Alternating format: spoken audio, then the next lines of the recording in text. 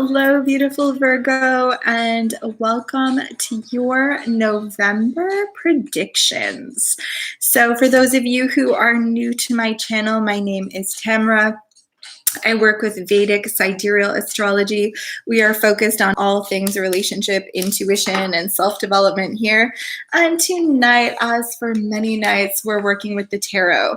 So if you don't know what your Vedic sidereal chart is already, you're going to want to pop onto Google and check out what your where your planets are, what's going on with your Vedic sidereal chart. It's much different than tropical Western. So this is for entertainment purposes only. Please give this a thumbs up if you find it resonates, and like, subscribe, just all that good stuff. Leave me some comments. Be playful if you're in the mood. Say hello. I always love to know who is hanging out and watching. And just thank you. I appreciate each and every single one of you. So you can watch this from any one of your placements. You can watch this from your sun, your moon, your rising, your Venus, your Jupiter, whatever calls to you. Cross watchers welcome as well. Basically, we're doing a November prediction. So this isn't specific to love or money or personal anything. We're just going to see what the tarot has to say. We will see what this beautiful deck has to say. We're going to be working with the Serpent Fire Tarot today. And then I have also Serpent Fire's new Oracle deck, the Sigil Oracle. And we will pull you an Oracle at the end. So let's see Virgo. What is going on for November? Virgo, November. Can't believe the year is almost done, everybody. And Jupiter is going direct in its own house tomorrow. So big changes, big changes. What? The devil. The devil. It could be me. I'm a Capricorn moon. Maybe I'm influencing your reading. Or maybe there's something crazy going on right now for you guys, Virgo. The devil in reverse in this deck is more like the traditional devil, but the devil in the upright in this deck actually kind of tells you to look at a situation with a little more light, like a little more lightheartedness. Like if things are challenging and altogether hard, maybe laugh at things a little bit more. You could be feeling like you might be in a karmic situation or being a little bit tied and bound to somebody, maybe some obsessive types of thoughts. There could be some addictions or that type of thing, although that's typically more in the reverse for this. I think for this is more like being really challenged, really heady, having just a ton on your plate right now. And the universe is kind of like, you know what? It's like one of those days where it's like you got a flat tire, then you get home and the roof is leaking, and then somebody calls and is like, PPS, you know, that check you were expecting isn't going to come till next week. And it's like you could either cry or you might need to just kind of like sometimes laugh at things for what they are. And I feel that the devil card in this respect for some people is just kind of to take things a little bit lighter. So let's see what's up. What's the challenge? What is the challenge for Virgo? Four of Wands. So the challenge for some of you guys is your marriage. So some of you guys might be in a relationship that is maybe toxic. So for some of you guys, that might be a reality that your relationship is toxic. For some of you guys, the challenge might be this obsessive worry over whether or not, you will get married or the person that you're interested in will take you in the way that you want to. These two cards together, this could be a very karmically intense relationship. Sometimes the devil in this placement could just show like a huge chemistry, like lots of intoxicating, lust or just like a fatal attraction type of scenario for some. I'm reading for the collective, so there's multiple storylines. So you have to see if this resonates for you. If it doesn't resonate, hang left and check out another element of your chart. Don't ever try and force it. If it's just like, what the hell is this? Isn't making any sense, let it go for real. But if it's you, then it's you. You'll know, won't you? So let's see, what's your energy in the situation? What is your energy in the situation? Queen of Wands. So the way that you're coming in is feeling very sure of yourself. You're like rising above the challenges. You're rising above that lightning. You are up in the clouds. You're manifesting. You're looking very attractive to other individuals. People are noticing your power, you know, your magnetism.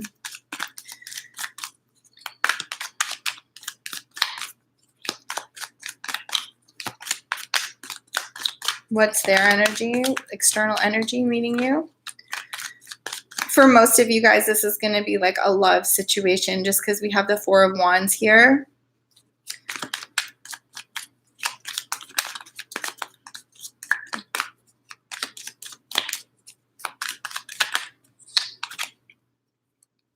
Their energy coming in as the Knight of Cups. So you're a queen and they're a knight. This could be the predicament over, you know, the relationship. The Knight of Cups. The Knight of Cups is, you know, has an energy of really just, you know, professing their emotions, professing their love. The Knight of Cups can also be an issue because they're very in the heart-centered space of the moment. So they might be 1 minute like professing their undying love. You also see like the lingam here, you know, so penetration. And you also see that there's two women here. So this person that you're dealing with could be between two different people, or between two different thoughts, or between like two different ideas of what they want in the long run, which is why marriage can be challenging. They do see you as really attractive, hence the Devil here. They're ultimately at one point in time, if it's not right now, there was this kind of, you know, intoxicating attraction, which is why for some of you guys, if you are in a really toxic, bad relationship or marriage, that initial like intense type of energy was what was magnetizing and alluring. So it's a very sexual read, having the Devil in here with the Queen of Wands and the Knight of Cups. So their energy is very penetrative, almost like, you know, the heat of the moment, that type of thing. But you're a queen and they're coming in as a knight, which is an issue because the maturity level isn't at the same place. But there is a very attracted type of vibe here. We'll see. For some of you, you know, the challenge is we've had this kind of intoxicating interaction. But is this somebody that I could go the long haul with? Or will they go the long haul? Because you're a queen, you know, you're not playing. But they're a knight, so they're kind of playing. And the Knight of Cups can get swept up in the emotions one moment and then kind of bounce the next, unfortunately. So what you don't know that you need to know is that Temperance, there's some type of reconciliation. So for some of you guys, you haven't been communicating. There's been some type of drop off in terms of communication. Some of you might be dealing with a Sagittarius, or they might be dealing with a Sagittarius that you don't know about. What's interesting is you have the Devil and Sag right here. So it's almost like, again, at the beginning of the reading, when I was saying don't necessarily take things so,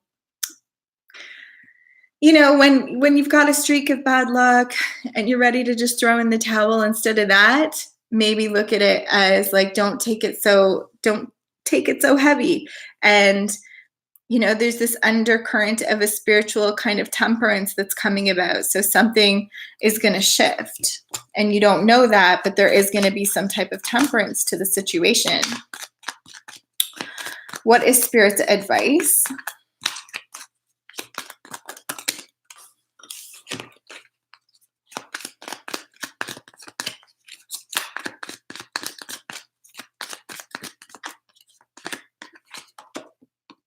Queen of Swords. So Spirit's advice, which is right underneath the Four of Wands. So some of you guys might be married to this person. Some of you might be contemplating how can there be security in this dynamic.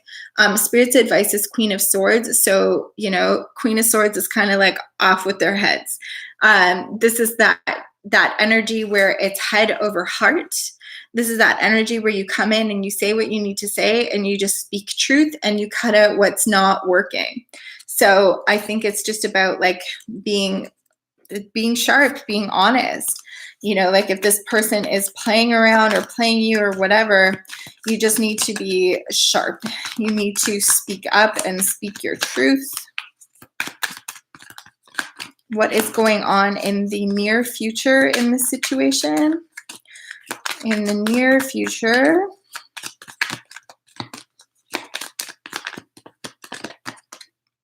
you have the Nine of Wands. So there is some reservation. There's kind of like a holding back. It's like you're head to head with this person. Not necessarily that, like there's not much movement. There's like a waiting period because there's reservation. You guys you're both kind of like in the near future, not making any kind of moves really, just standing there stagnant. In the long run though, okay, you have the Hierophant, which is marriage. You have both marriage cards here, Four of Wands and the Hierophant. So this Knight of Cups, for some of you guys, after you speak some truth, after you have a period of reservation, for somebody that's watching this reading, there is definitely potential for you to marry this person.